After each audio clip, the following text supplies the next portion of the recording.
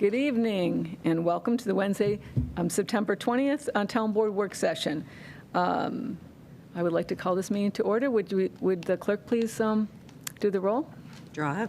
Here. Kohl. Here. Lee. Here. Ockenden. Here. All here. Good, thank you very much. Next item on the agenda is the approval of minutes. Board, you have before you the August 16th, 2023 minutes. Is there any discussion? So moved. Second. Moved by Kohl, seconded by Ockenden. Roll call vote, please. Drawe. Aye. Kohl. Aye. Lee. Aye. Ockenden. Aye. Okay, All aye.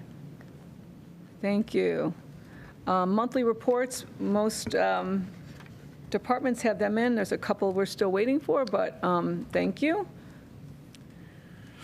We have, I see no guests tonight. I believe that we might have some called if we need to. Next on the agenda is action items, and the first one is 1225 Empire Boulevard, a special use permit and revised site plan for K2 Brewing. And I have Carrie Ivers here from our Director of Development to start us off here on this. Thank you. As you will recall, application was made, public hearing was conducted back in, don't quote me on this, but I believe back in July. And the application was tabled pending the New York State DOT's review, and then their request for a redesign of the site plan to utilize Wilbur Track Drive, which is a private drive for their source of entry to the what was being proposed for ancillary parking and ancillary use of the existing structure. So the application is back before us because those changes have been navigated. The applicant has reached agreement with the owner of the private drive. That's Dr. Howitt. He's the owner of the property adjacent, and that separates 1225, the Agway property, from 1221, which is K2's primary site, and the swath of land in between is part of the property that Dr. Howitt's developing as the apartment complex. So that agreement has been submitted to the town, and revised site plan has been submitted as well. These plans have been reviewed by our PRC, which is primarily our town engineering department for review, but other departments as well. The revised drawings were the subject of a revised or a second PRC memo. The applicants acknowledged receipt and sent communication that the identified changes and technical issues can be addressed no problem. And so I'll zoom in and sort of show you some of the details. One of the changes I'll note that staff in the engineering department identified is the proposed slight reconfiguration. Right now, they're showing a sidewalk connection that would be on the north side of the proposed cross-access entry into 1225, and staff has identified that relocating that sidewalk to the south side would be a better option, potentially to reduce some conflict with turning movements and pedestrian crossing that private drive. So the applicant has indicated that they're going to work with the engineering department to meet those technical requirements. And so wanted just to revisit this with the board. We did send the landscaping plan that was included with this resubmission to our landscape consultant. They did provide us some feedback, and the applicants acknowledged receipt of that as well.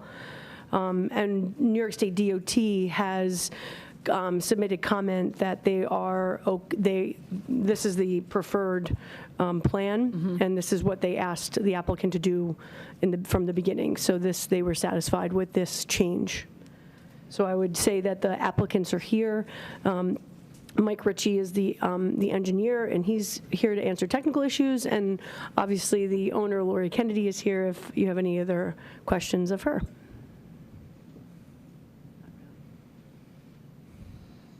That agreement that they now have with Dr. Howitt, how far back or how far down Wilbur Track does that go, or is it really not specified for a distance? I would defer to the attorney. One of the things that I would defer to the town attorney on the physical distance. I believe it allows access, utilizing that cross-access, because this area is from here, and it's hard to delineate, but the property line, it's really just to get across this little stretch.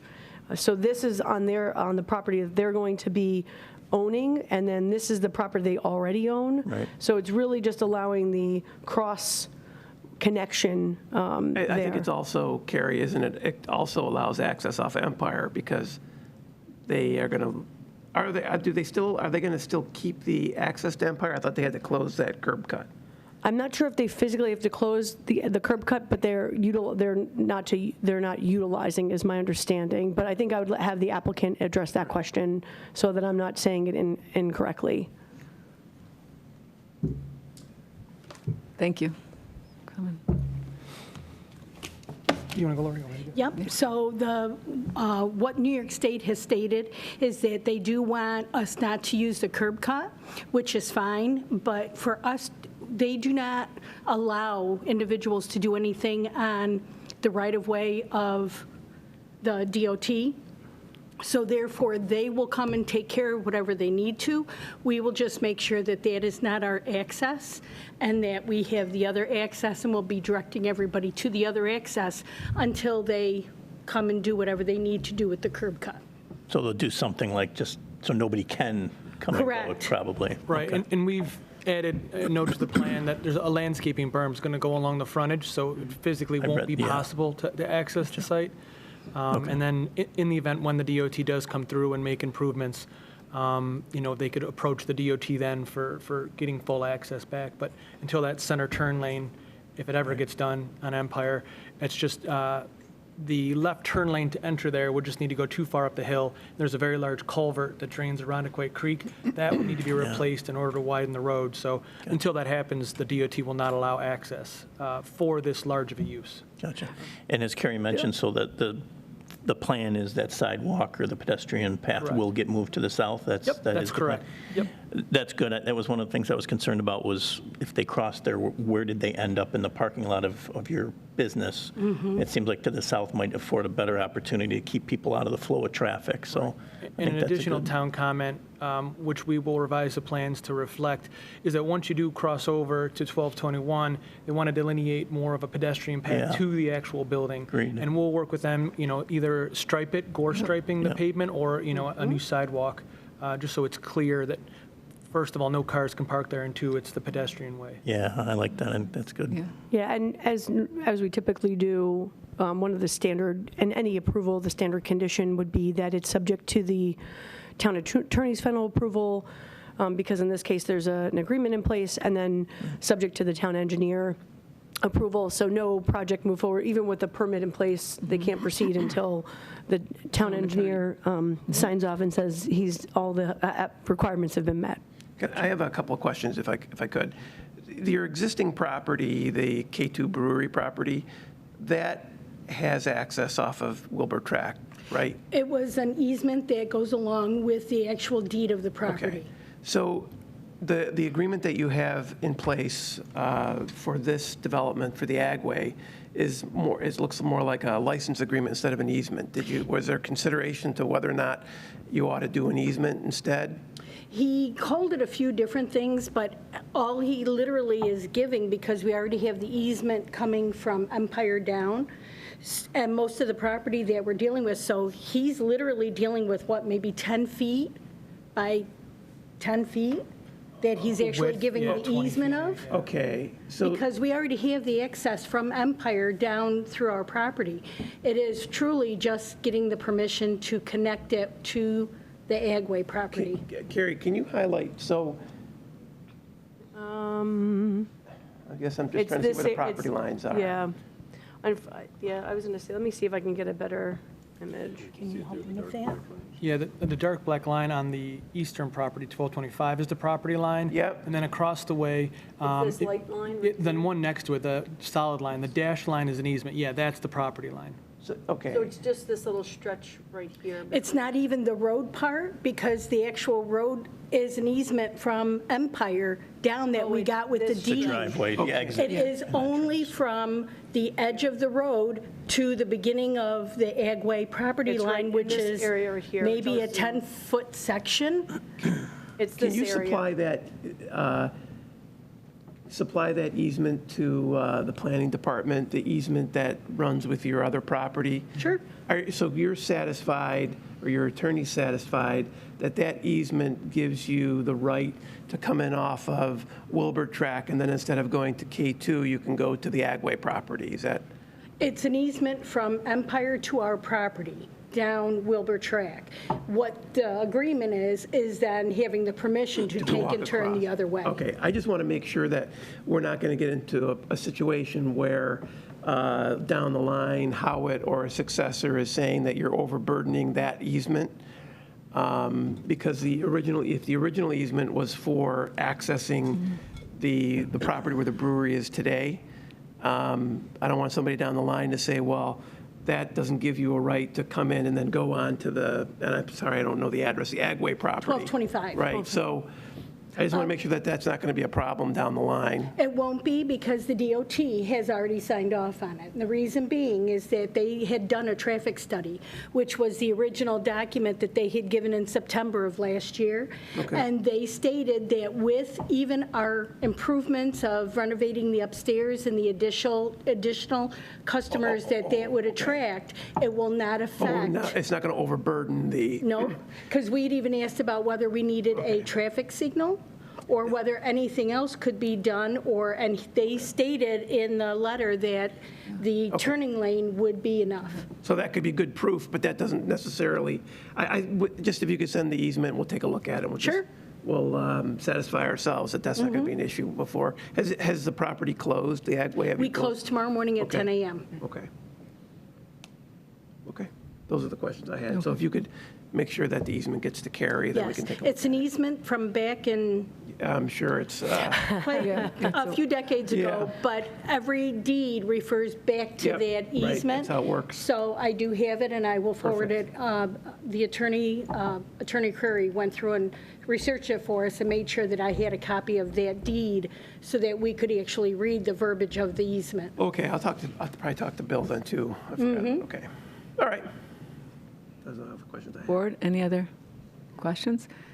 Seeing none, I think if, My request would be, if there's no other issues or concerns, that I would prepare a resolution for the issuance of the special use permit and the revised site plan for the next legislative session on October 4th. would you like to move that? I would say pending attorney review, and assuming that Mr. Weischer has no issues contingent on that, I would propose the special use permit to be, a resolution for the special use permit to be prepared for the next ledge session. Do I have a Second. Second? Okay. Can we have a roll call vote on that, Sue? Drawe. Aye. Kohl. Aye. Lee. Ockenden. Aye. All aye. Thank you. Thank you very much. I'm glad that things are working out. Thank you. Okay. Next on the action item is the 2023 Comprehensive Plan Update and SEQRA discussion. Ms. Ivers and Mr. Valentine are going to handle this. Yes, so I thought first we would start with the explanation that based on the last public hearing, there was some changes made. We had a second public hearing that was conducted at the beginning of this month. Based on the comments received, some final edits and changes were made to the working draft 2023 Comprehensive Plan Update. That updated plan was published to the town's website. It's the most current document out there. It's right at the top of the project page. And I think that a couple of some of the changes were wording changes, making some of the statements more direct or active versus passive voice. Some of them were minor grammatical changes or edits to wording choice. And I think that we did provide a summary of those changes on the website as well, so that folks could follow along. As I indicated before, the software that's used to provide the document layout doesn't lend itself to tracking changes readily, so we just sort of did a page-by-page reference. I know that there's, sort of the one topic that had come up a couple of times was the issue of how the quarry property is shown on the future land use map. And I just wanted to share with the board and share with anyone who might be watching at home that the quarry is deemed a pre-existing non-conforming use. It predates our zoning here in the town. And so it's shown on the existing land use map, which outlines sort of how land is being used currently as an industrial use, because that's what it is, how it's being used currently. But every zoning map in the town of Penfield since 1929 has indicated this property and this as part of a larger area as residential. And so the future land use plan continues to identify that as the future use, so that it's in keeping with the surrounding area. And I'm happy to pull up mapping to show the zoning sort of area of that area, if that's helpful for the board.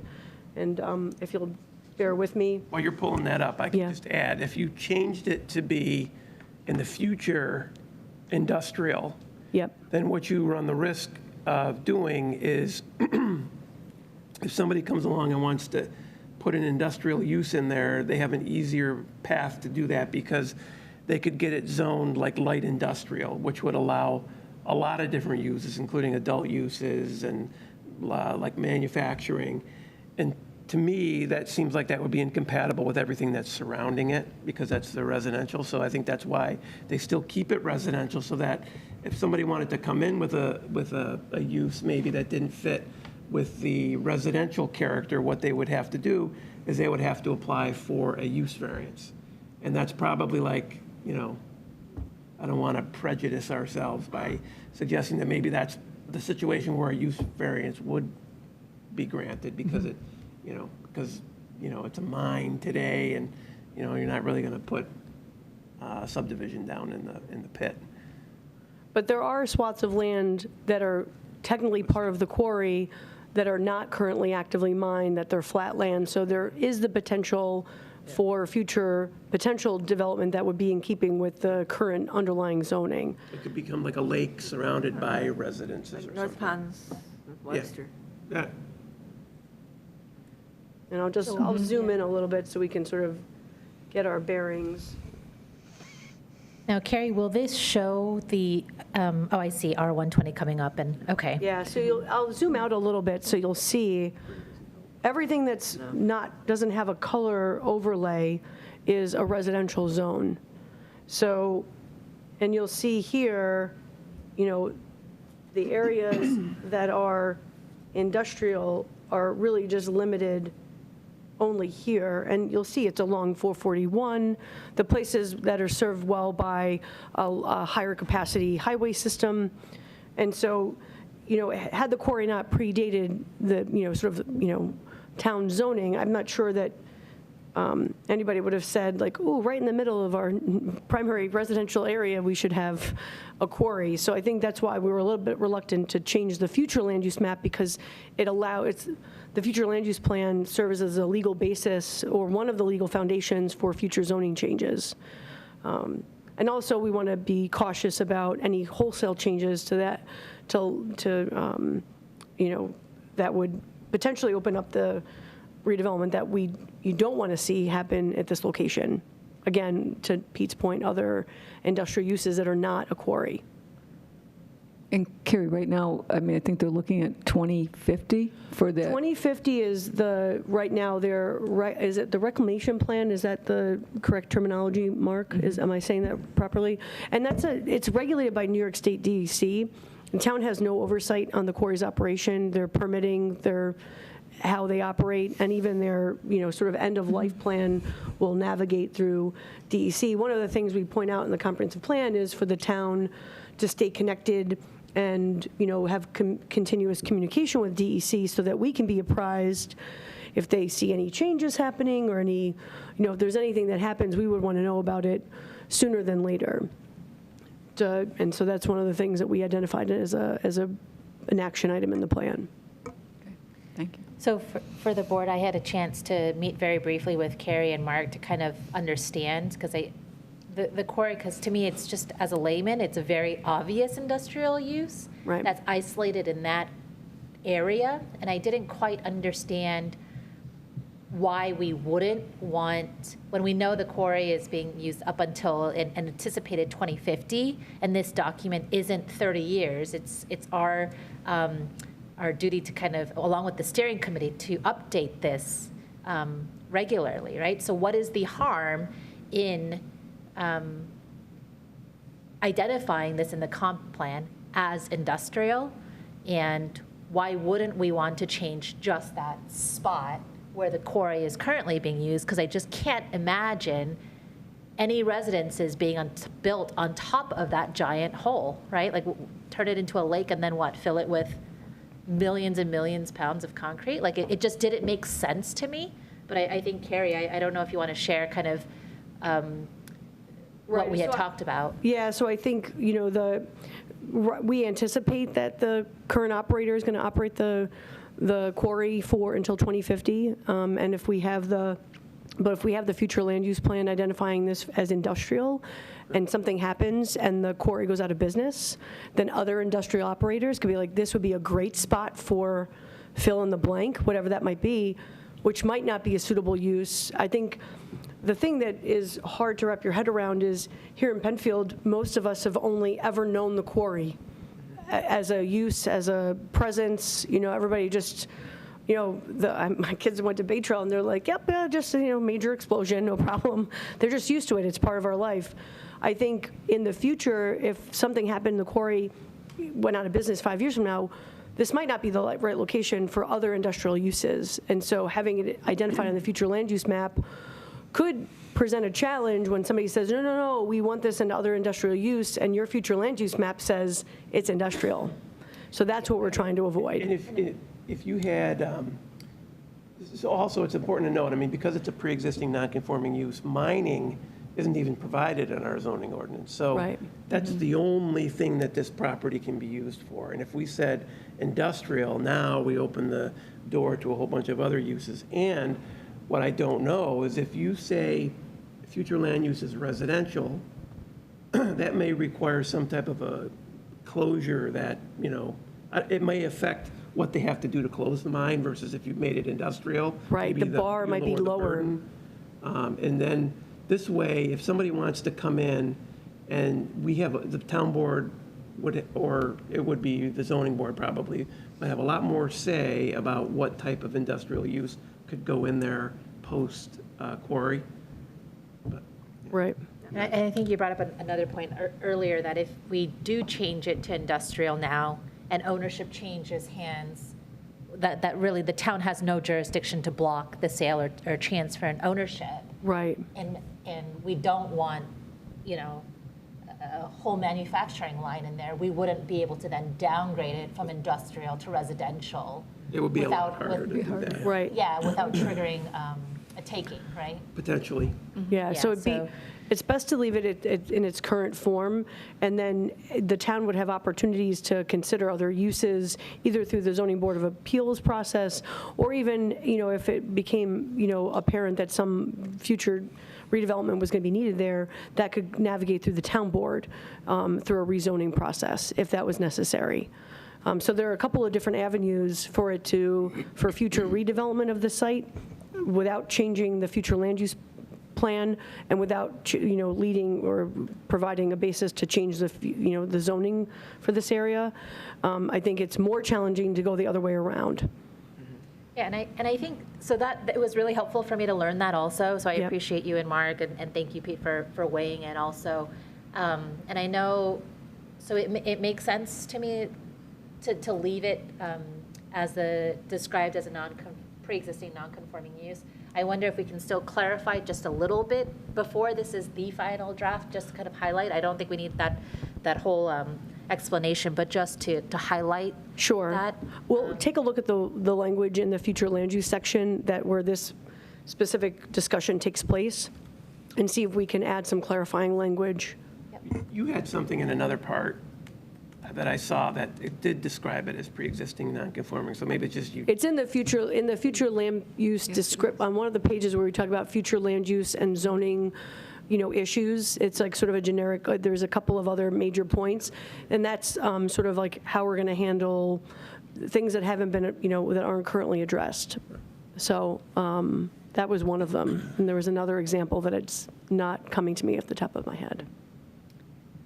And I know one of the other topics raised in the hearing was on climate change, climate action, sustainability. We heard from various groups and changing some of the wording from climate resiliency versus, it's escaping my mind right now. What was it, climate resiliency versus? Climate change. Climate change, the terminology, climate change, thought it was climate something else, action, climate resiliency, and so.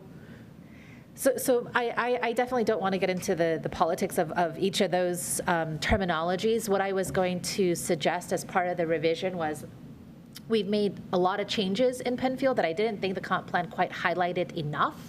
And for example, like Penfield was one of the first town or the first two towns with the solar panels, the solar farm, solar charging stations at the town, wanting to incorporate more EV into our fleet, signing the climate pledge, and the other criteria that Waterman is working on. So I thought we would want to highlight a few of those examples rather than just talking about our commitment to sustainability, but like evidence of that as part of our continued commitment? Yeah, I think we have some of that language in the narrative. It is a lot of narrative.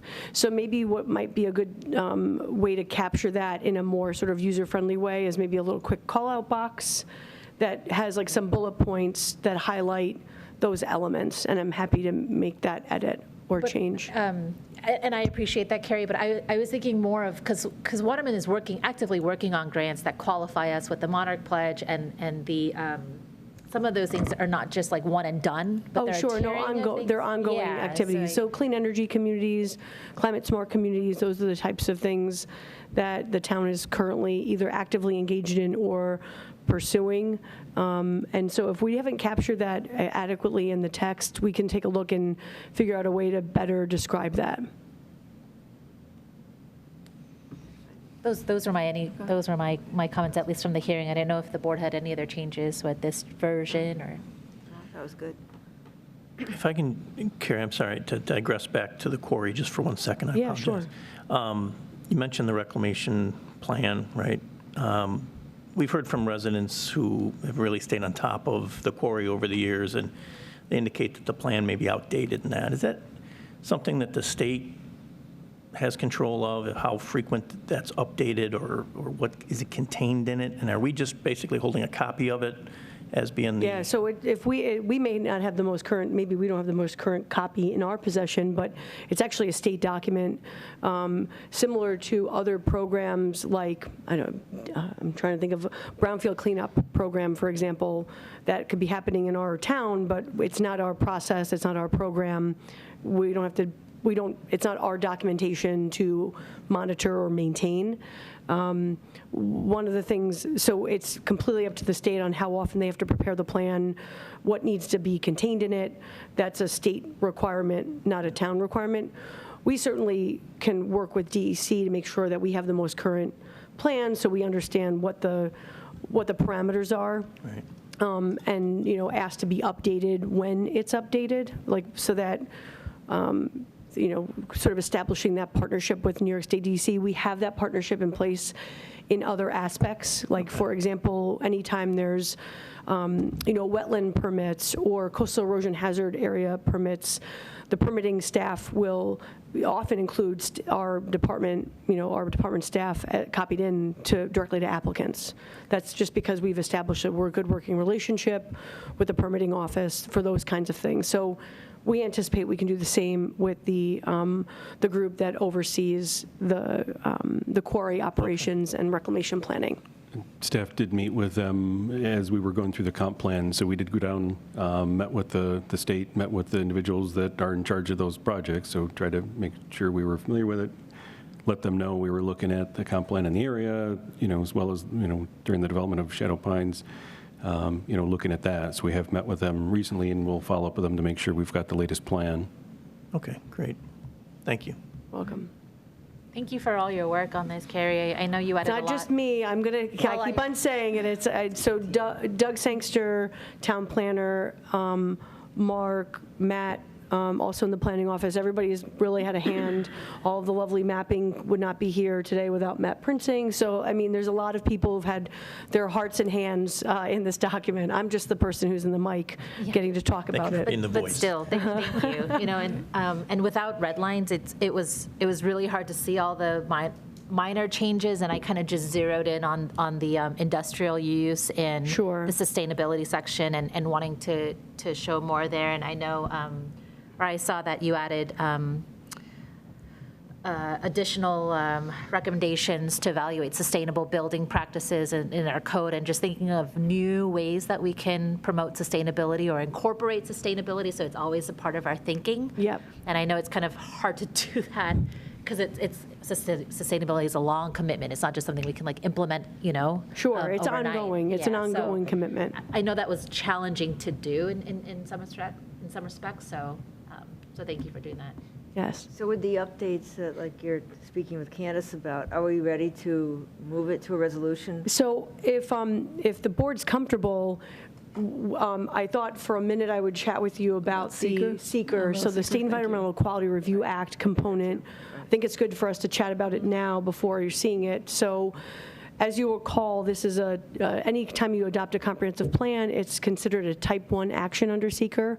And a type 1 action requires the completion of a full environmental assessment form. Typically, you're often seeing a short environmental assessment form. And then there's a coordinated review process that goes with that. So many months ago, I think back in March, we indicated our intent to serve as lead agency on this planning process. You can do that intent to serve at any stage of a project. So we did it while we were developing the draft. We circulated that intent with part 1 of the EAF to all interested and involved agencies. No one objected to the town board serving as lead agent. And so before the adoption can take place, just in order of operation, the State Environmental Quality Review Act, SEQRA process has to be concluded. We did prepare part 2 and part 3 of the EAF form and included a narrative. And I think it's important to point out that this is really a 2023 comprehensive plan update. It sort of built off the 2010 plan and revisited that document and sort of tweaked the things that need to be tweaked. And it, pulled out or emphasized maybe things that we really wanted to emphasize now, but there weren't any wholesale changes, significant drastic changes to proposals for transportation networks or future land use changes. And so for that reason, we sort of compared back to the full generic EIS that was prepared in 2010, and the narrative that goes with this EAF really sort of points out, here are the additional things that we looked at, and this is why we feel comfortable moving forward with a determination of significance. So I provided that information for the board's review. We looked at, there's no significant changes in potential traffic impacts, as the 2010 analysis pointed out, and as we point out in our analysis. In addition to the recommendations that are in the comp plan, are going to be looking to improve traffic conditions. We've had recommendations for traffic impact, for traffic studies townwide. Every individual development project that goes through the town under the current zoning is going to continue to have to follow the same practices they do now with respect to traffic mitigation, traffic analysis. And so we don't feel like there's any significant alterations or potential adverse impacts. And if anything, in this plan, it scales back changes in land use, because in the 2010 plan, they looked at the potential for 2 separate mixed-use development districts, and the town only moved forward with the 1. And so we're feeling like, for a lot of reasons, the analysis in 2010 still applies today, and we added some additional analysis that reflects the current plan. So I just wanted to share that with you. Pete, you agree with the assessments for the forms? Yes, because what you're doing when you're doing the SEQRA review is you need to make a determination as the lead agency as to whether or not there's potentially adverse environmental impacts caused by what you're doing here. And so, as Carrie said, the board did a generic environmental impact statement because there was the potential for adverse environmental impacts with those 2 potential large zoning changes. But here, it's a lot. It's just an update. There's nothing that rises to that level here. So, so the narrative is set up to ultimately issue what we colloquially refer to as a negative declaration or neg deck. Okay, so I just want to make sure, even with the extensive updates that we did, none of them Right. trigger the specific EAF. Correct. Okay, then I'm okay there. So are you looking for a resolution So it would to be a adopt resolution as- for seeker, and then if you're comfortable moving forward with edits, we can make those edits, those changes to the text and have it ready for the board on the 4th as well with the resolution. So we leave that up to you. So I need a motion for 2 separate, one for the seeker. One for seeker and the- one for the adoption of the Adoption comprehensive of the plan plan. with the edits that you've outlined. Yep. Okay. Okay, I'll make that motion. Second. Moved by Lee, second by Kohl. Can we have a roll call vote, Sue? Drawe, Aye. Kohl, Aye. Lee, Aye. Ockenden, Aye. and all aye. Is that for both? For both. Okay. We'll move that for both, and that'll be for the October 4th legislative meeting. Madam Supervisor, before we go on with the other action items, would you entertain taking action item G out of turn? We have the civilian present, and if we can just take it out of turn so he can be relieved. Yeah. Yes, Thank I you. would. We could go for the request for the second, sure. Item G, and I believe that's under Mr. Tate and for the second curb cut at 1851 Clark Road. If you'd like to, would you like to come up? Thank you, sir. Why not? If you'd like to come to the, So I did, actually, Andy Savegas had been in contact with Mr. Pandolf. He's the property owner of 1851 Clark Road, inquiring about the possibility of a second curb cut for this property. If you looked at the house on Google Street View, the image that you're going to find is that of the older house, just kind of the smaller white L shape in the middle of this picture before you. Mr. Pandolf is doing extensive renovations and additions to that with the intent to, and I believe the former garage has actually already been taken down where the existing driveway used to go to. With the approved plan, he's going to be relocating and constructing a new garage to the southwest of the property corner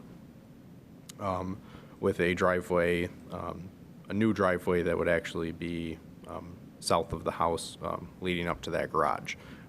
Originally intending to abandon and remove the former existing driveway. As he's gone through the renovations, he did, and maybe somewhat coincidence, as the contractors have pulled off the side of the road, kind of parking there to gain access to the property for their work, have been pulling off there to be able to kind of loop back around. Further to the south, there is a hill on Clark Road. On the other side of the hill, there is a curve. It is fairly close, and I can understand the concern of backing out onto that section of Clark Road. This was actually shared with the Transportation Committee last night to get their thoughts. They did have some concerns just in the sense that the town has historically been hesitant to grant second or any additional curb cuts above and beyond the one for a residential property.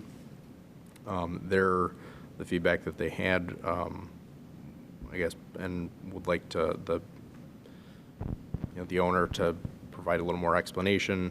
One question that the Transportation Committee came up with was inquiring if there was enough room and the ability to drive around or be able to back up and turn around within the proposed driveway leading to that detached garage, or possibly even having a portion of kind of what's proposed, minus the curb cut, but at least to have a T stub with the intent you could kind of back down toward Clark Road and then back up off to the side and then pull back out toward the road. So I, would like to be in your property, would like to give you the opportunity to explain to the board what you're thinking, what you're looking to do, reasoning. Yeah. So I'm Mark Pandolf, and this actually came up based on our observations during our renovations, because we haven't been living there during the renovations. So as the renovations are nearing completion, as you all know, Clark Road is a 25-mile-per-hour speed limit, which is, I would argue to say that it's not followed by many people. It's probably, most people drive much faster than that, but when vehicles come north over that hill, it's used as a cut-through by a lot of individuals. So there's vehicles that come over that hill doing 50-plus miles an hour, and the response time coming out of the driveway is, you have a very limited response time. So this came up, this request for the second curb cut based on safety. When I go to the house to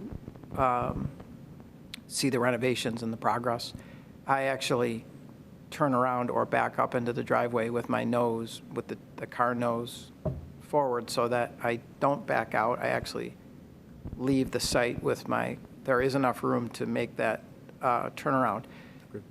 Despite that, it's still an issue, because when the car is at the curb cut and you look to the right and you've got to make a left turn, so you've got to cross the right lane and you've got to make a left turn, or you've got to cross the closer lane and you've got to make a left onto Clark.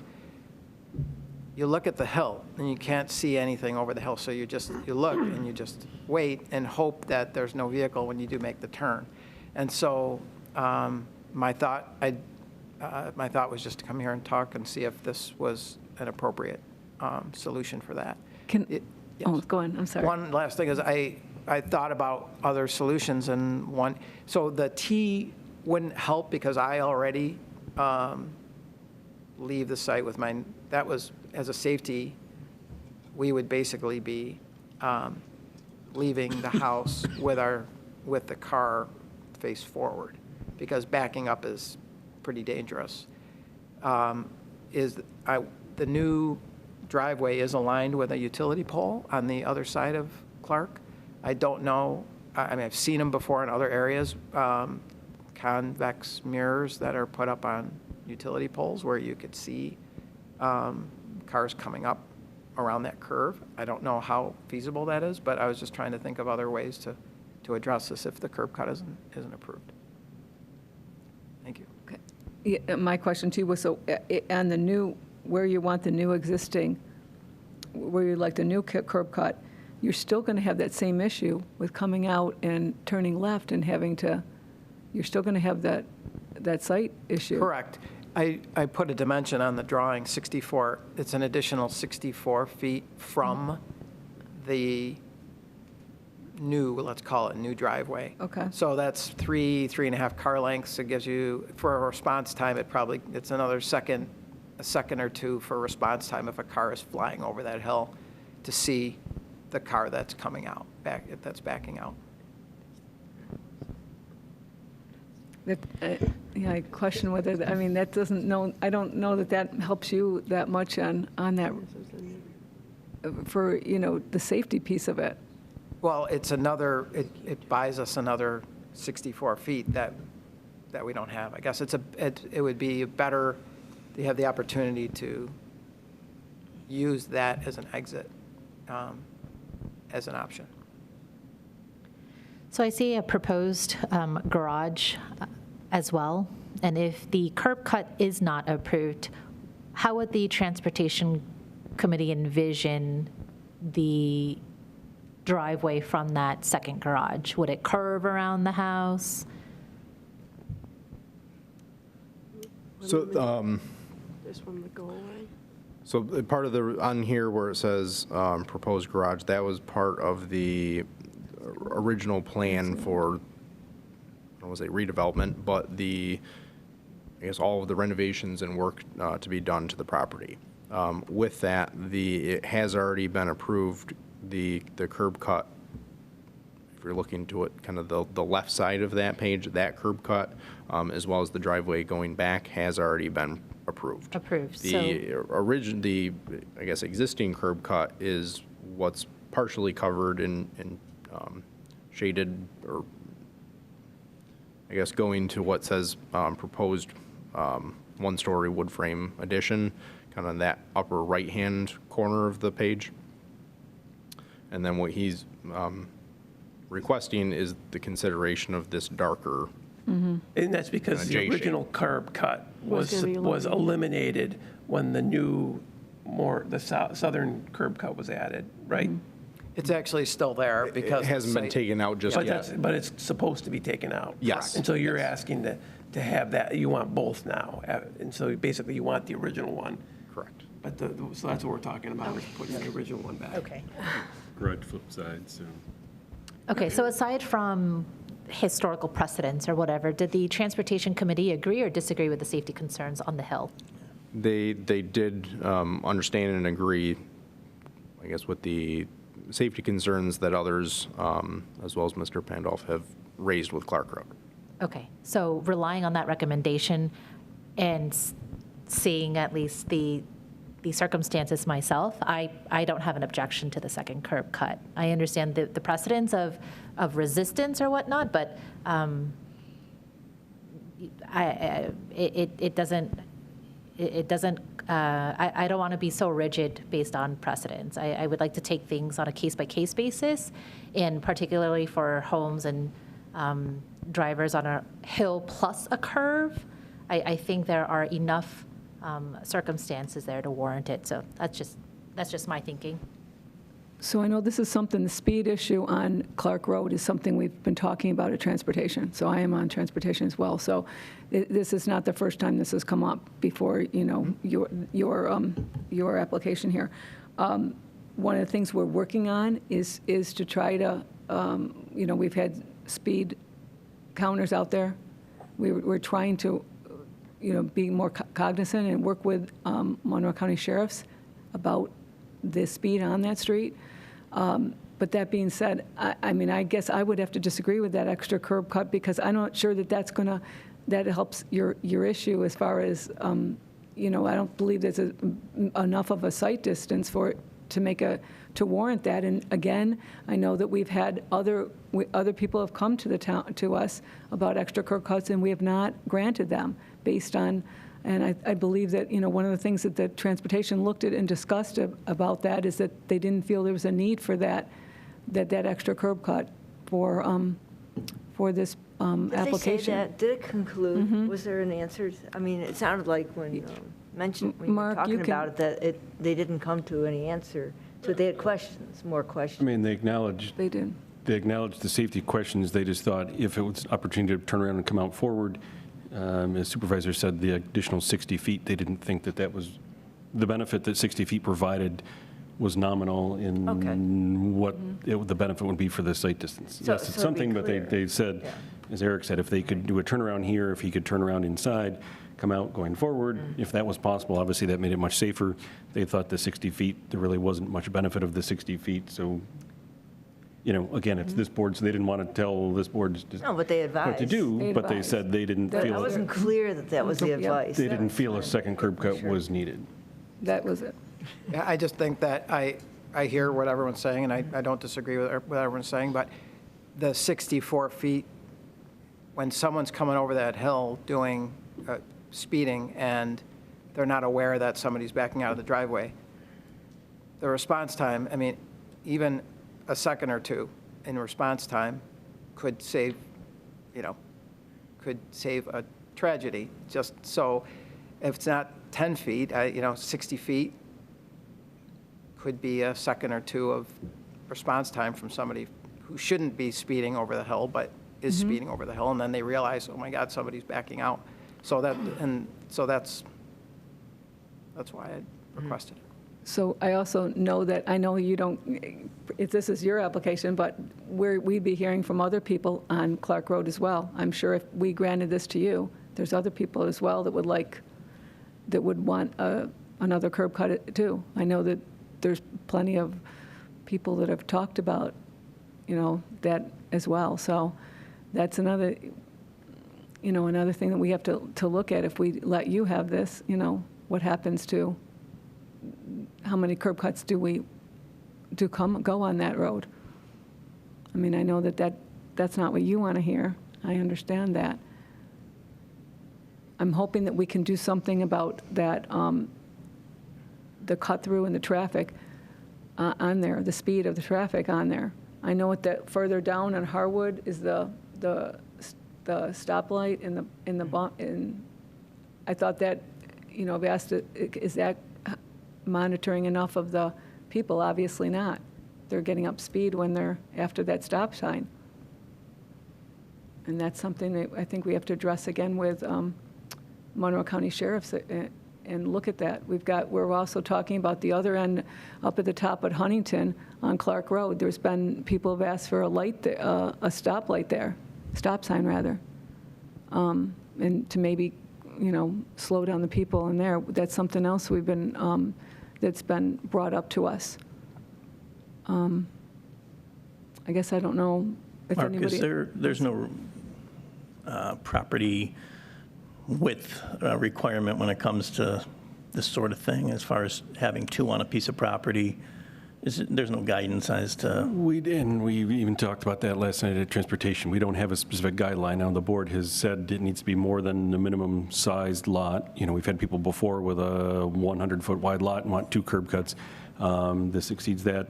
The other one is typically benefits when on a corner lot, so it fronts on two roads that you could come in or out of either access. So no, we don't have any prescriptive, it's got to be this wide or it's got to be, this policy. I think that's something we should develop. We talked about that last night with Transportation. Obviously, we didn't have Mr. Pendoff there last night, so that's why there was some question of, the why and the benefit and could it turn around or not.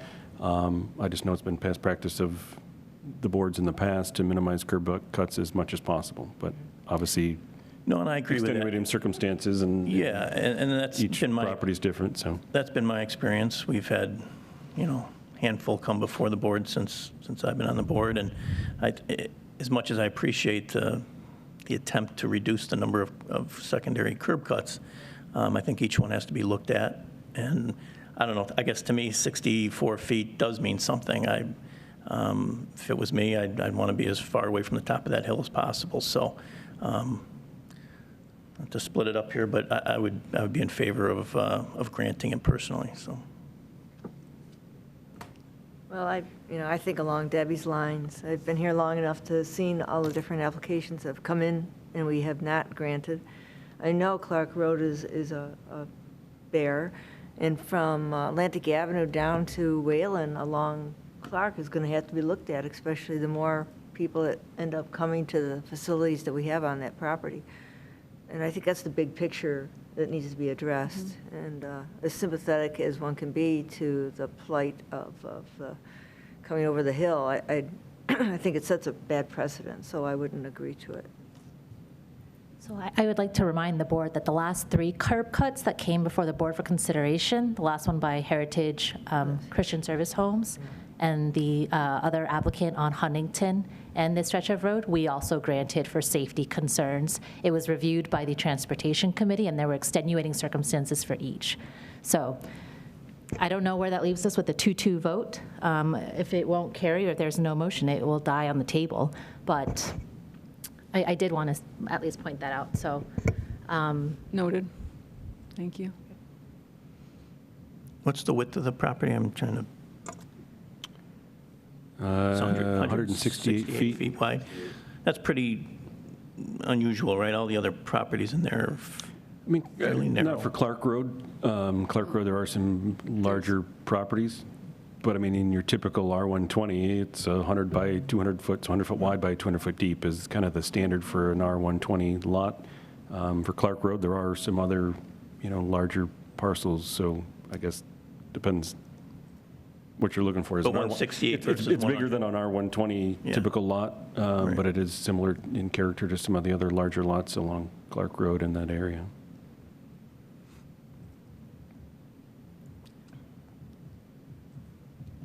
I mean, we can take it to a We can vote if there's no other, We can take it to a vote. We can,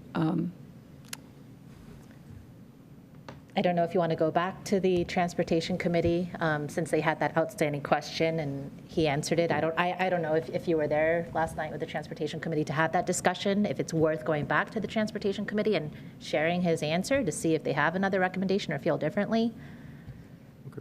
I mean, I don't know.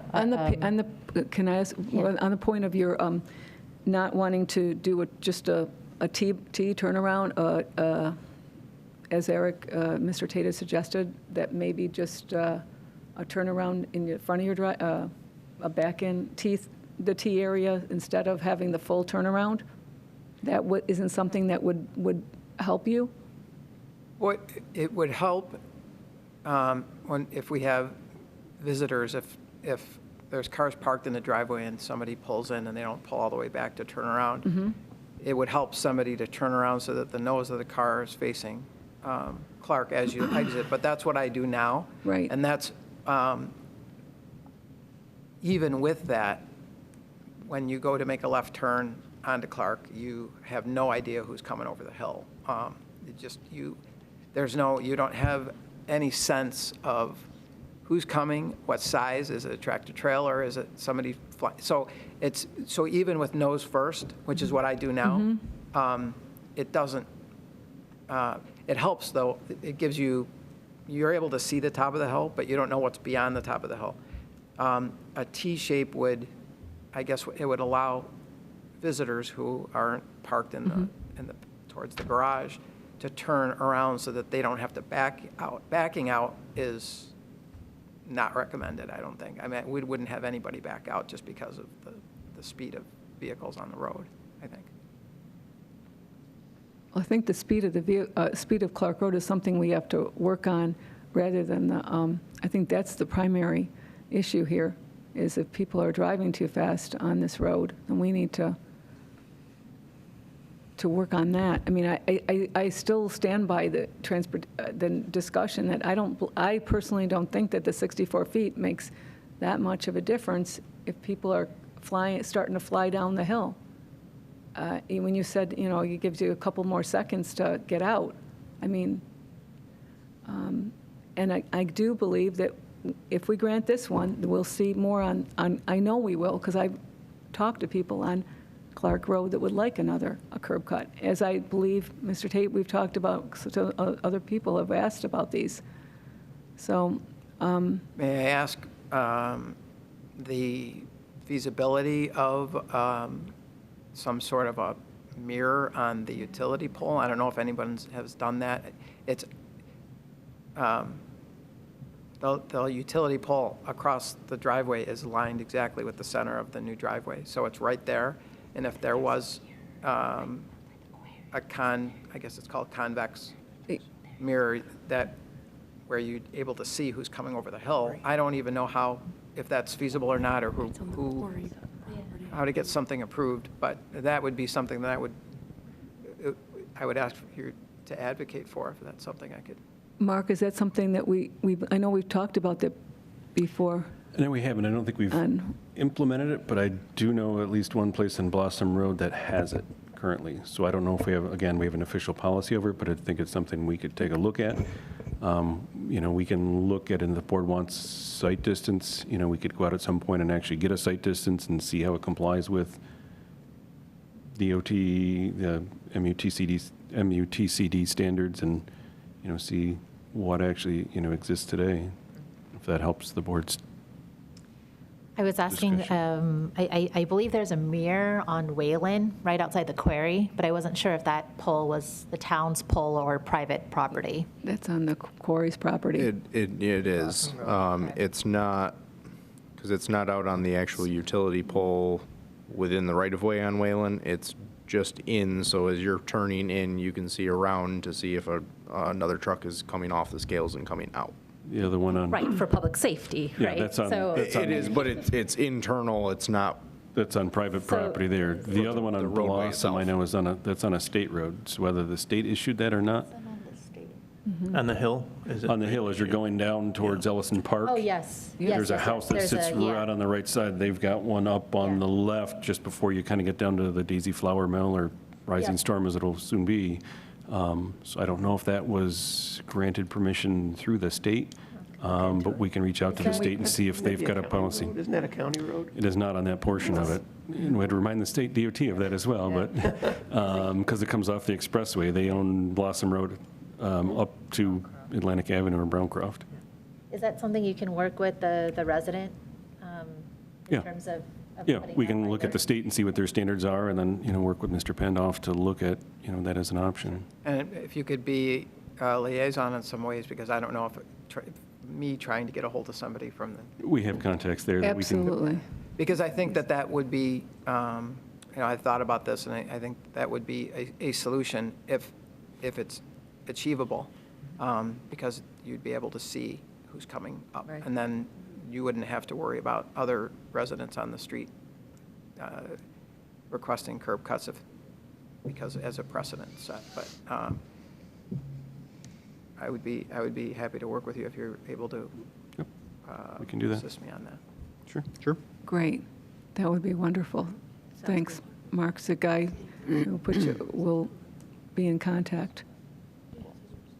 And then I guess lastly, and not to take up everyone's time, but No, that's, the turnaround, the T turnaround, I guess is a good idea, but right now we do have enough room for people to turn around.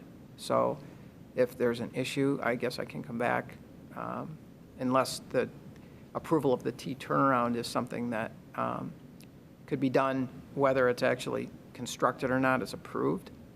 If it was approved, does it have to be built? It wouldn't have to come back to this board here. You're not, this board authorizes the second curb cut. It might be the planning board, if it's would it require a planning board, or was it just, I remember this board, I remember your application coming before some other board, maybe it was a zoning board, but did it also go to the planning board? Went to the planning board, and part of that would also be since if he doesn't abandon that original curb cut, that would be a change to Right. their approvals. I don't think that stub there through the DPW, that's an issuance of a highway work permit to put that turnaround in. We have people come in and ask for those all the time, and as long as it meets setback, doesn't impact drainage, that's something between engineering and DPW, I believe we can just take a look at, and that wouldn't necessitate coming back to this board for that. So it's administrative if we The just- plan, the plan itself has already been approved. It'll still require a permit, as the formality to at least initiate and allow for the actual construction to begin. That would just be as simple as kind of showing that additional spot on the attaching the map with it, with the permit application. sound good? Move ahead. Did you get all your questions answered? I know Yes. it's not the outcome you No, wanted, but. So that you didn't officially take a vote, but no curb cut. You'll be an advocate liaison for hopefully a mirror on the utility pole. And we'll keep in contact with you. We'll follow up. Sure. Stay with the process. And thank you for the update on, I didn't realize that others on the street were looking for curb cuts, and obviously, I'm probably not the only person that recognizes the speed of the vehicles that are on this. And that's something that I meet with the Monroe County Sheriffs every month, and that's one, it's on top of our list here, too. Well, thanks, everyone, I appreciate it. Thank you. Thank you for coming. You're welcome to come back if any changes. All right. And you're welcome to stay, too, but we're talking dumpsters next, so I figured. Now's a good time to exit. And I'm the one talking about it, so if I'm telling you it's time to leave, then. My street's a cut through also. Oh. Harmon Road. All right, thank you, sir. Thank you. Good night. All right, next, we're going back to item C, yes, utilizing a piggyback contract to construct the Four Corners Town Parking Lot Dumpster Enclosure. Ms. Ivers and Mr. Tate again, thank you. Yes. So wanted to share an update with you, and Eric may have more detailed information than I have, but the town of Greece has a contract in place for construction-related activities for a variety of municipal needs that they have, and as part of that contract, there's a clause that allows other municipalities to utilize that same contract, similar to how we use state contracts and county contracts, and for better or worse, the terminology is a piggyback clause. So here we are. So it allows us to use that same municipal contract to enter into a contractor agreement for services. So with that information, we wanted to take a look at the dumpster enclosure that we've been talking about at the Four Corners municipal parking lot. And I'll bring up a map for you right now so you can take a look at it. We did prepare a basic site plan, and I do apologize. I'll see if I can spin this, this view, and maybe I can't. I apologize. So just to give you some orientation, this is Penfield Road over here. This would be 5 Mile, and this is the Joe Gott's restaurant. This is the vicinity, and I'll zoom in. This is the vicinity of where the current dumpsters are just sitting freely. So the dumpster enclosure would capture 2 or 3 dumpsters. We've been in touch with the property owners who currently have the 2 separate contracts so that there'll be some coordination with the property owners and businesses that utilize the dumpsters, so that we'll work with them to ensure that they're familiar and know what this is. But wanted to get the town board's sort of authorization to move forward with getting the quote from this contractor, and we would come back to the board with more information about the costs associated. We are asking them to provide quote for 2 different material choices. One would be for a pressure-treated lumber that could be stained, and the other would be for a composite decking material. And I think we wanted to see the cost differential so that we could understand both the upfront cost and then long-term maintenance and operation cost. And so the engineering department, shout out to Mike O'Connor, was kind enough to pull this schematic together and the construction detail that's needed by the contractor to generate a realistic bid for the service. So I wanted to get your permission to pursue that quote. I know we've been working on this for a couple of boards ago. We did, and Carrie and I actually met with the contractor to kind of get, their opinion and just figure out the feasibility of it. They seem to think that it was certainly doable in the location that we've anticipated and proposed, but wanted to, again, come back to this board to verify before we, I don't want to unnecessarily waste any of their time, or spend any of our own additional town resources if we need to do something different. I have no objection to utilizing the piggyback or for pursuing the 2 separate quotes. Thank you. Okay. So could we I don't think I think we just needed a roll call vote on moving forward. I don't think we need to do a formal resolution. We're just asking for permission to get the quotation. Can I look at I don't, just won't hold up today, but I'd like to look at the original contract. We have, absolutely, and we have used this same, the same program through the town of Greece and Gordian. The original acronym I can't think of right now. Yeah.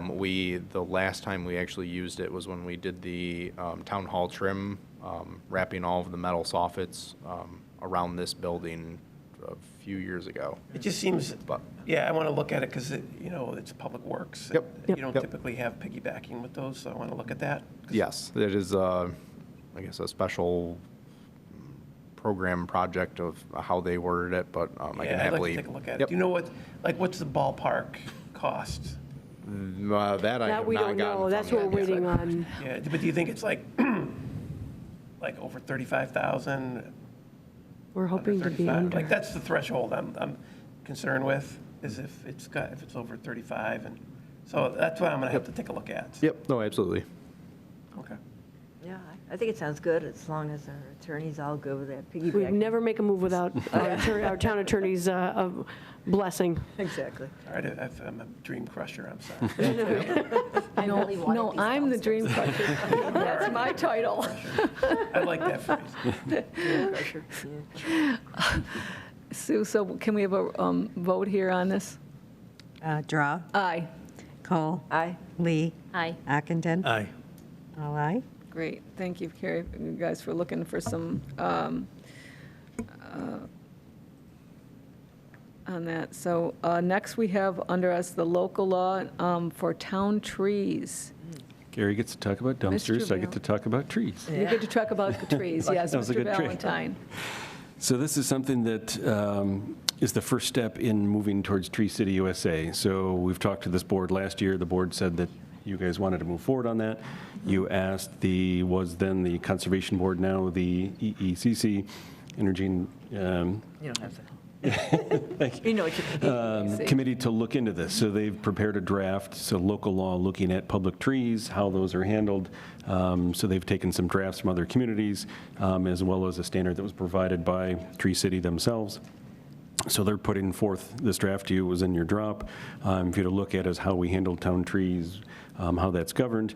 So tonight, if the board is comfortable, I'm asking to put a resolution in on October 4th, setting a public hearing for, would be November 1st, I believe would be their meeting. So we need to have a public hearing on it. So just if the board is comfortable with that, having the public hearing out there, allowing the public an opportunity as well to comment on the draft. We've not put the draft out into the public forum yet, until this board is comfortable, doing so. And would you have somebody from town staff explain more about the?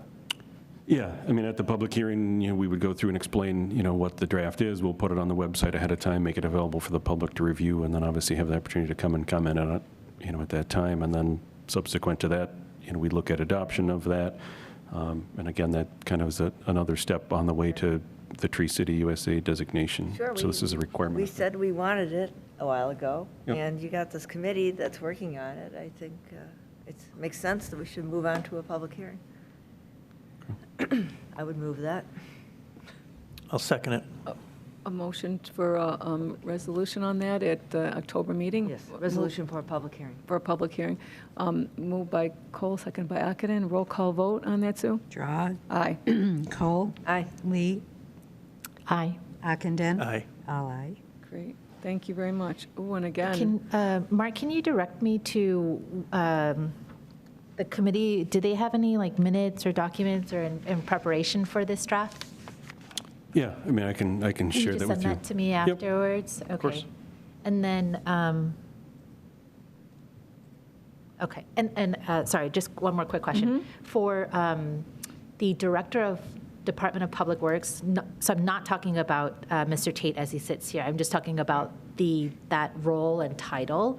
Is that person qualified, or is, And sorry, I'll let you finish your statement. you probably know where I'm headed, go ahead. Yeah, we're adding information in there that, while that role and title, has the ability to make the decisions, it's going to be backed up by the document that lays out how and when those decisions are made, whether we need an arborist to bring an arborist in, whether we need somebody else. So, it does have the ability there to bring in other people as needed, or if the board has concerns, the Conservation Board, so it has some other caveats in there that, if we have a concern about certain areas that, we can have a further look at that before trees are removed, Okay, so that document wasn't shared as part of our materials tonight, right? It was not, no.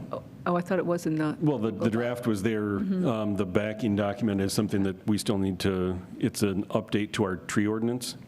Okay, So the tree ordinance, we're reviewing that with Bruce Zaretsky, who's our town landscape consultant. He's looking at the trees, and then we need to revise that. So this kind of sets the path forward. The committee's still working on that, along with a forestry plan. So those are some of the other pieces of that Okay. puzzle. Okay, and I know we already voted, and it was just to set the public hearing, so I'm not trying to get it the way of And we can that. get the other stuff along, and if, Okay. if we're not there at the time, at least, we can at least have the public hearing, and then, we can continue the rest of the process. that was Because I think as drafted currently, and without those backing documents, there's no way I'm in favor of this. I will just be totally upfront with the board. There's no way that I see a DPW being qualified without criteria, Yep, and that's the without other an piece that- arborist on staff. that's There the has other to be piece some that you- purview. It cannot be delegated to one person. And that's Yep, and that's the something we piece that we talked still owe about you on that. at length. Okay, so thank you. So thank you. So long as I have some documentation to Yes. read this. But again, not opposed to the public hearing. Thank you. You will have it. You will have that. Good. Okay. So we're good on that. Okay, next on the list then is the Community Forest Conservation Grant Program. And this is something exciting that's our sustainability engineer, Sarah Waterman, is kind of taken the lead on this. But Mr. Valentine tonight is going to give a little report on this. So Sarah came along this grant that is for the preservation of a treed or forested property.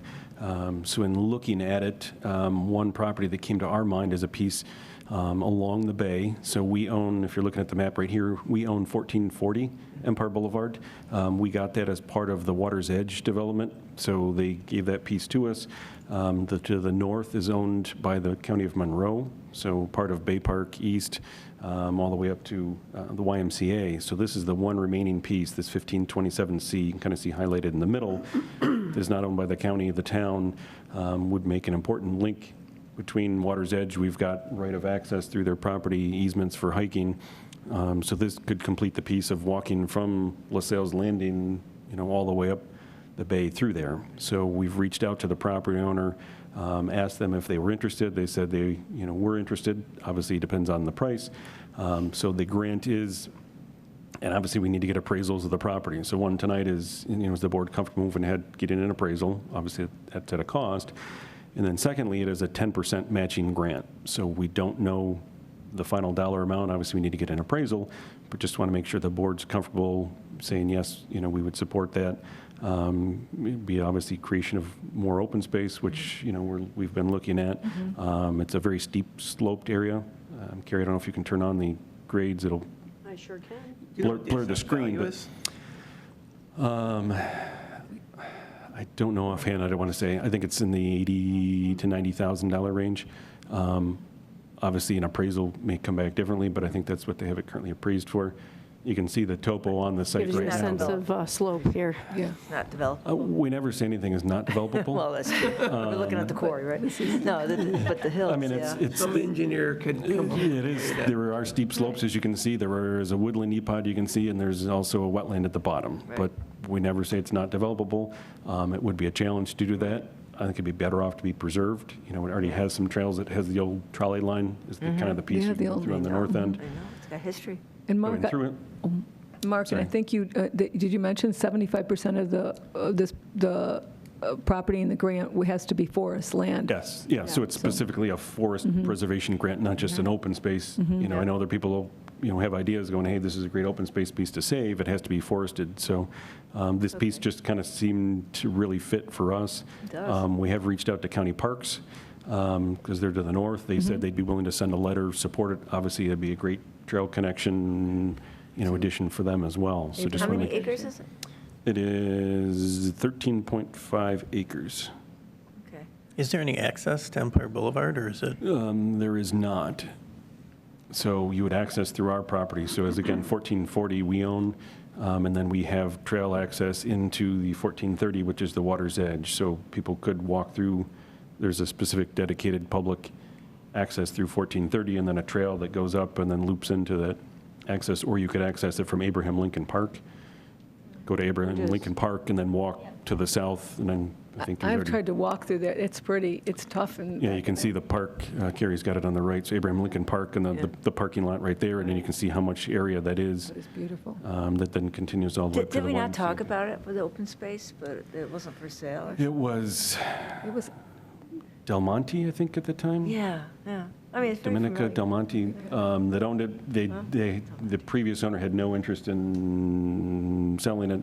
Acquisition, now that it had transferred ownership, and then this grant came up, we reached out to the Right. current owner, and they Yeah. said, But sure, it let's is see about what it's worth. and- connectivity to the other lands, and that was Yeah, I one of think the it'd be- things And that the eagle we lives liked back, the then. eagle lives back there, The too. Eagle is a little Eagle, bit, yes. 1,400 is where the Eagle is right on that property right there, so. And it is landlocked, though, right? It is landlocked. It is waterfront, but it is landlocked. Right. They own, the current owner owns, For the hiking and, the current owner owns a spot on Empire Boulevard, so they have access to it, but oh, all right, so, yeah. they have frontage in Empire, but. So tonight's to see if, the board wants us to pursue the grant, and then Once we find out how much it is, once we find the then appraisal, decide we'll if- have to come back and make Yeah. sure if Back the to board's it. still supportive at the Oh, 10% match. I'm totally Obviously, we supportive have- of looking into it. Yeah, obviously, we have to get the grant first, but, I talked to Sarah about getting, I got to get some quotes from an appraiser, so.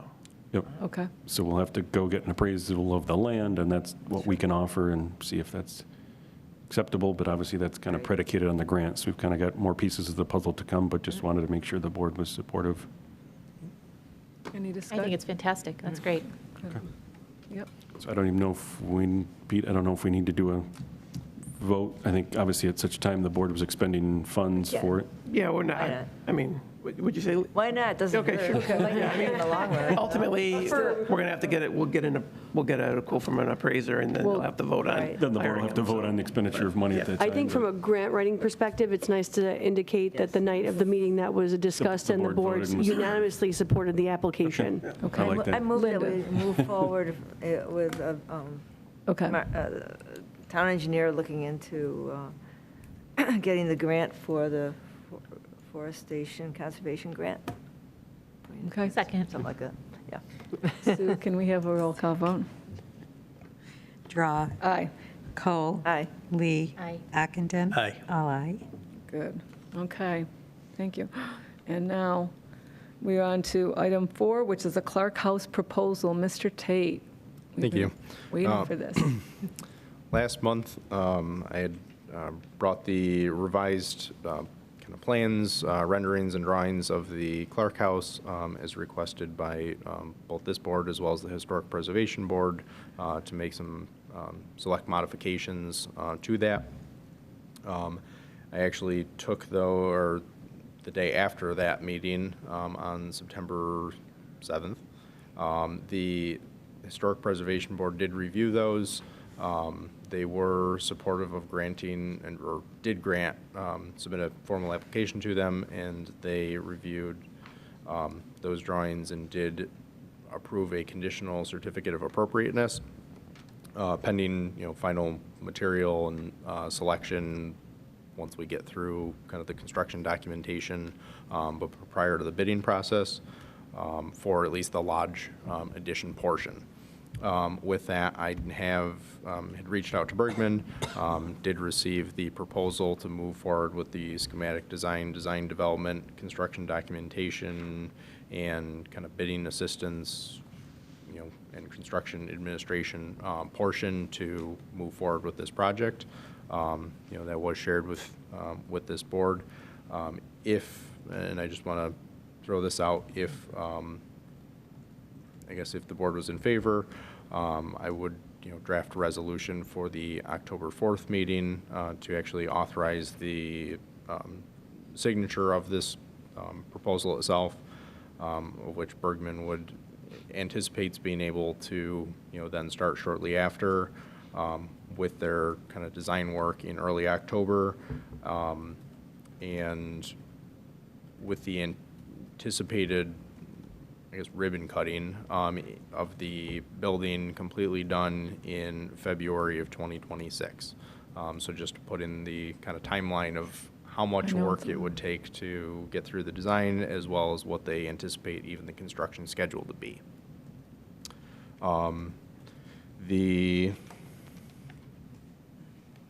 I guess the proposal itself, well, they did break it out based on, the different tasks. The lump sum total for all of that was $446,000, and anticipated up to earmark an additional $4,000 for reimbursable expenses.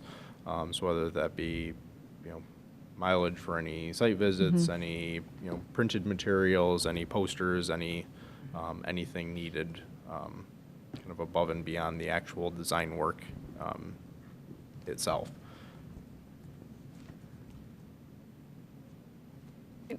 I know that With we've that been. said, does the we've board, been- have thank any you. questions? Well, that's sort of a downer at the end about how long it's going to take, but what you're asking is just to go forward with what has just been accepted by the Yes. Historic Historic Board Board. and what we agreed to, so, And I see no problem. That sounds like a good thing to I- move forward. And that's the thing, I only mentioned the Quicker the schedule. better, I guess. I know it's something we've been talking about for a long time. Yes. If we act on it now, Yep. we're anticipating kind of the earliest to be able to actually use it being February of And 26. we know the costs are We going up, delay so it any they're not going to go longer, down. It will likely cost more Yep. and push that schedule So- out even You further. think you could go out to bid like January time, for like, in time to get good bids for spring start to construction, or? We probably wouldn't Must- be ready. Yeah, not this. No. They're anticipating bid documentation being ready probably early July, going out for bid mid-July. Wow. So even that time frame might need to be pushed back based on our Yep. prior experience with, It may, contractors. depending on the. I Hard mean, to predict. They would know right. better. Some of the things we're doing are contingent on, How does that affect the building, though? I mean, you got to take care of that building for a much longer duration to keep it.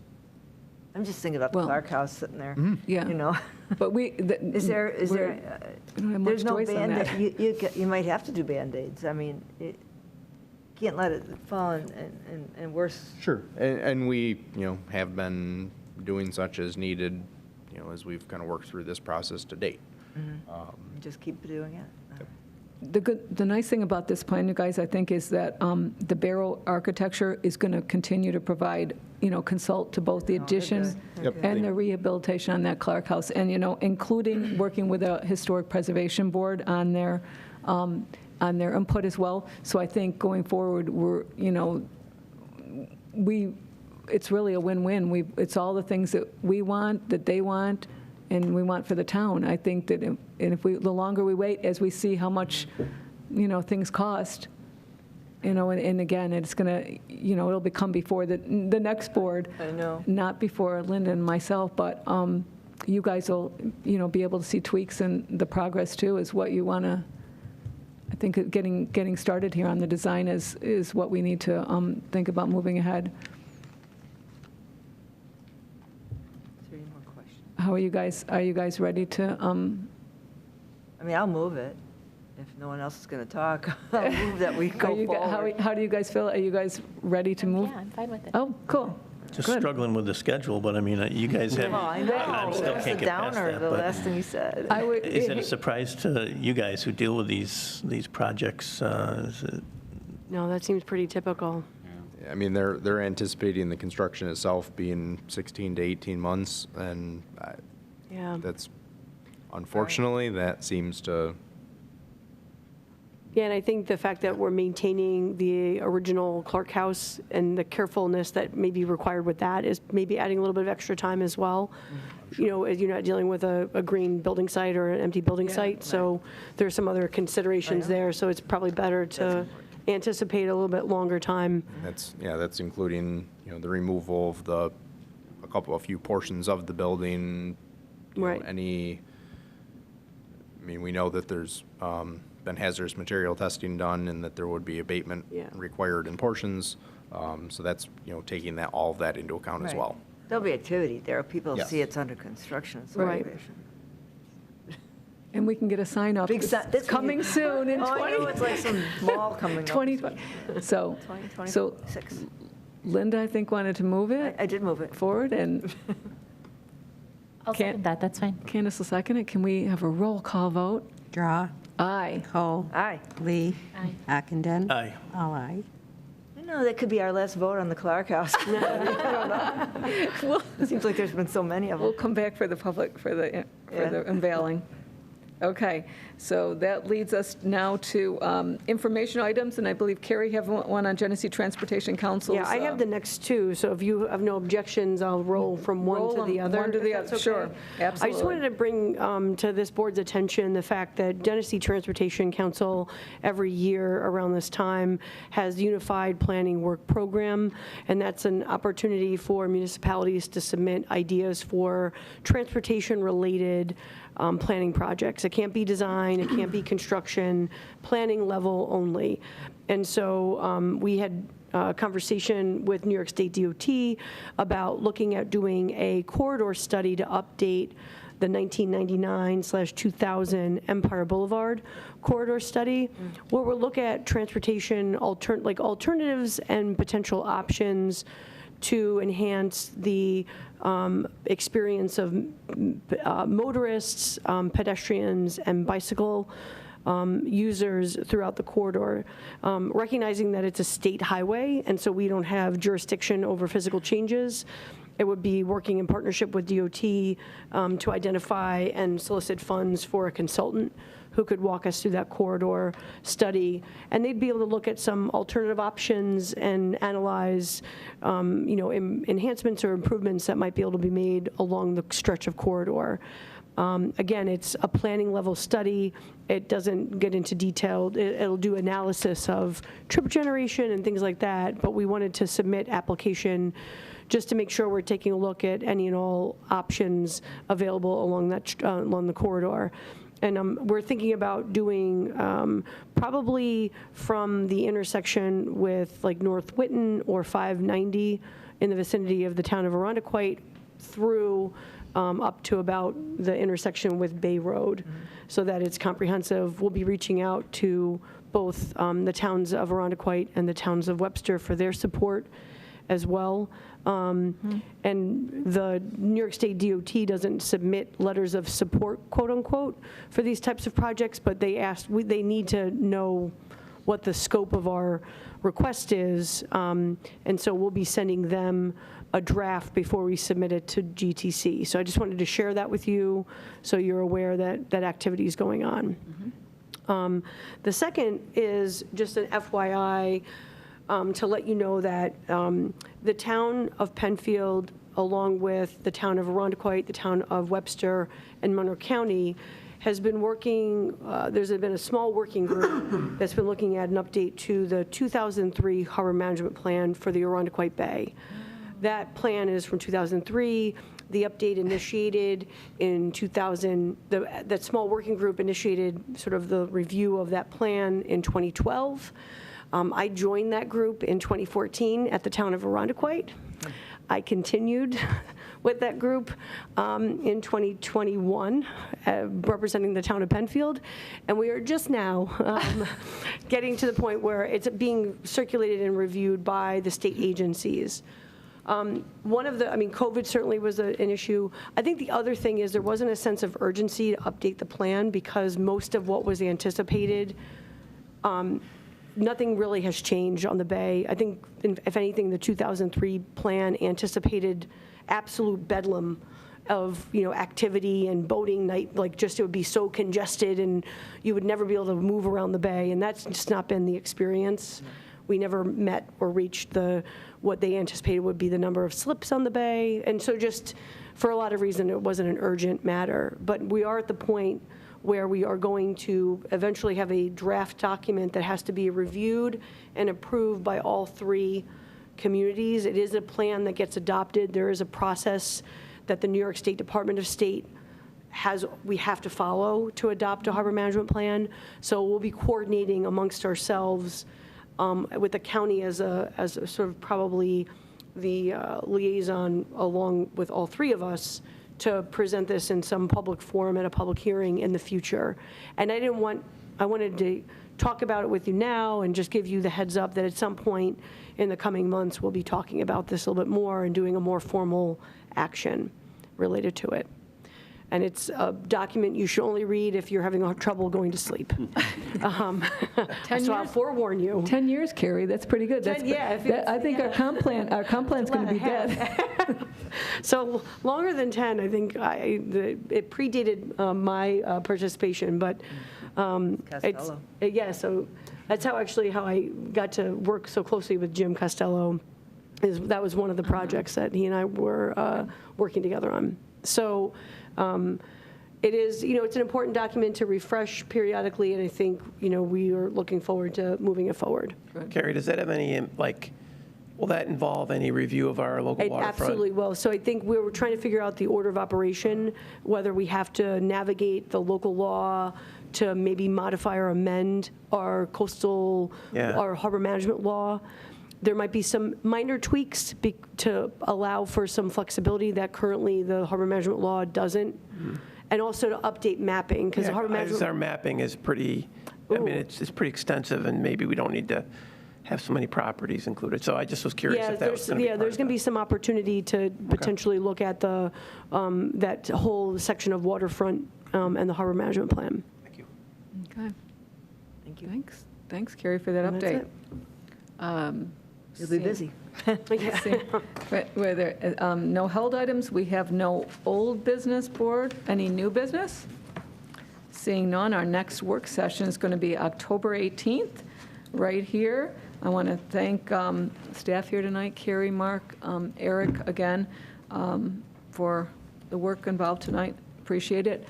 I'd like to adjourn this meeting at 8:05, and thank you also to Wellesley down there at PCTV.